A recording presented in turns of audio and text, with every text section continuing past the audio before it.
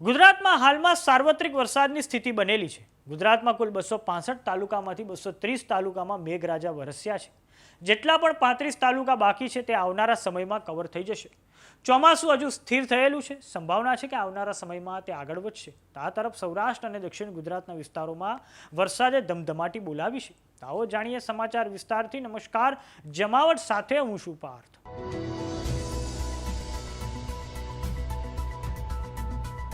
ગુજરાતમાં હાલમાં સાર્વત્રિક વરસાદનો રાઉન્ડ ચાલી રહ્યો છે. તેમાં સૌરાષ્ટ્ર અને દક્ષિણ ગુજરાતના વિસ્તારોમાં મેઘરાજા મન મૂકીને વરસ્યા છે. જેમ કે ભાવનગરના મહુવામાં 3 ઇંચ વરસાદ, તો માંગરોળમાં 20 ઇંચ જેટલો વરસાદ પડ્યો છે. હવે દર્શક મિત્રો, આપણે સેટેલાઇટ મેપની મદદથી સમજીએ વાદળોની સ્થિતિ. તો તમે સ્ક્રીન પર જોઈ રહ્યા છો હવામાન ખાતાની એ સત્તાવાર એમનો સેટેલાઇટ મેપ, જેમાં તમે જોઈ રહ્યા છો કે ગુજરાતનો જે વિસ્તાર છે તેમાં પણ ખાસ કરીને જે સૌરાષ્ટ્રનો વિસ્તાર છે અને દક્ષિણ ગુજરાતનો વિસ્તાર છે ત્યાં હાલમાં વાદળોની જે સ્થિતિ છે તે જોતાં કહી શકાય કે ત્યાં આવનારા સમયમાં ભારે વરસાદ પડી શકે છે. ખાસ કરીને જે દક્ષિણ ગુજરાતમાં સુરતની આજુબાજુનો વિસ્તાર છે ને આ ઉપરાંત ભાવનગર, અમરેલી, ગીર સોમનાથ, પોરબંદર, જુનાગઢ અને ત્યાં પણ આજે વરસાદની સ્થિતિ હાલમાં બનેલી છે. દિવસ દરમિયાન આ વાદળોની સ્થિતિમાં ફેરફાર થતો હોય છે. હવે દર્શક મિત્રો, આપણે એ પણ જાણીએ કે કઈ વરસાદી સિસ્ટમ બનેલી છે જેના કારણે હાલમાં ગુજરાતમાં આ વરસાદ આવી રહ્યો છે.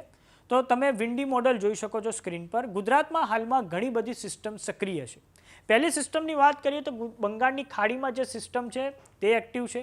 આ ઉપરાંત અરબ સાગરમાં પણ એક મજબૂત સિસ્ટમ બની છે. આ તમે સ્ક્રીન પર જોઈ રહ્યા છો અરબ સાગરની સિસ્ટમ.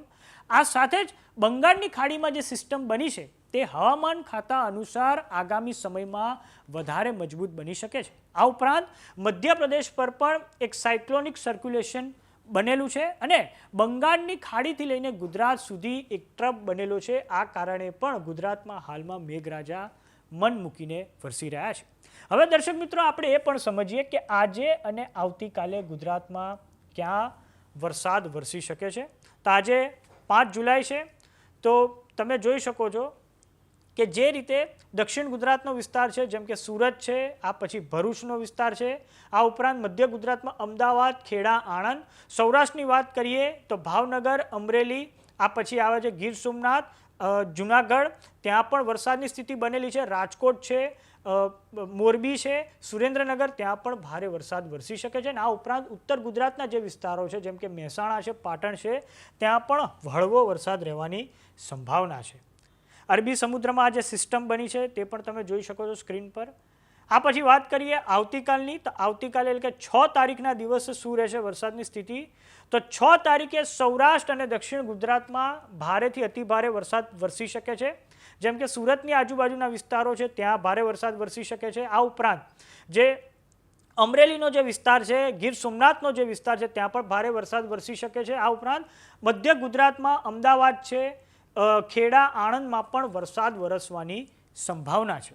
હવે દર્શક મિત્રો, આપણે ચોમાસાની સ્થિતિ પર નજર કરીએ તો હાલમાં જે ચોમાસું છે એનો પણ હવામાન ખાતા દ્વારા સત્તાવાર મેપ જાહેર કરવામાં આવ્યો છે. તો તમે જોઈ શકો છો 4 જુલાઈ અનુસાર ગુજરાતના મોટા ભાગના વિસ્તારોને ચોમાસાએ કવર કરી લીધું છે. માત્ર કચ્છ અને ઉત્તર ગુજરાતના જે જિલ્લા છે બનાસકાંઠા, વાવ, થરાદ, પાટણ, મહેસાણા ત્યાં જ કવર કરવાનું બાકી છે. આ ઉપરાંત રાજસ્થાનનો હજી પણ 50% જેટલો વિસ્તાર છે તે પણ હજુ કવર થવાનો બાકી છે. આ ઉપરાંત જે પંજાબ અને હરિયાણાના પણ અમુક જે વિસ્તારો છે તે કવર થવાના બાકી છે. બાકી સંપૂર્ણ ભારતમાં હાલમાં નૈઋત્યનું ચોમાસું હાલમાં સક્રિય થઈ ગયું છે.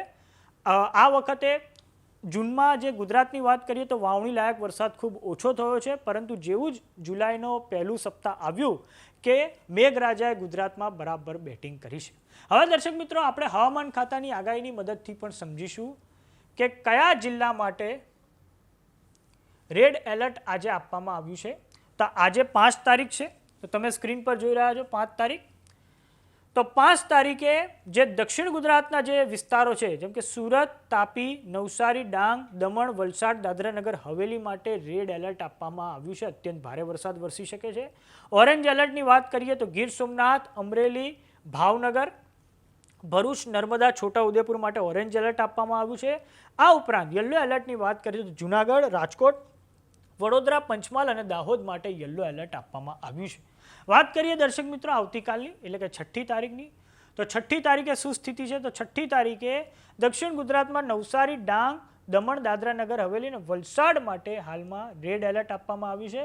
આ ઉપરાંત ઓરેન્જ એલર્ટની વાત કરીએ તો ભાવનગર, સુરત અને તાપી માટે ઓરેન્જ એલર્ટ આપવામાં આવ્યું છે. યલો એલર્ટની વાત કરીએ તો ગીર સોમનાથ, દીવ, અમરેલી, ભરૂચ, નર્મદા, છોટાઉદેપુર માટે યલો એલર્ટ આપવામાં આવ્યું છે. આમ ગુજરાતના મોટા ભાગના જે વિસ્તારો છે એમાં મેઘરાજા મન મૂકીને વરસ્યા છે. 265 તાલુકામાંથી 230 તાલુકામાં વરસાદ નોંધાયો છે. અને જે બાકીના તાલુકા છે જેમ કે કચ્છનો વિસ્તાર છે, વાવ, થરાદ, બનાસકાંઠા, પાટણ, મહેસાણા, તે પણ આવનારા સમયમાં કવર થઈ જશે.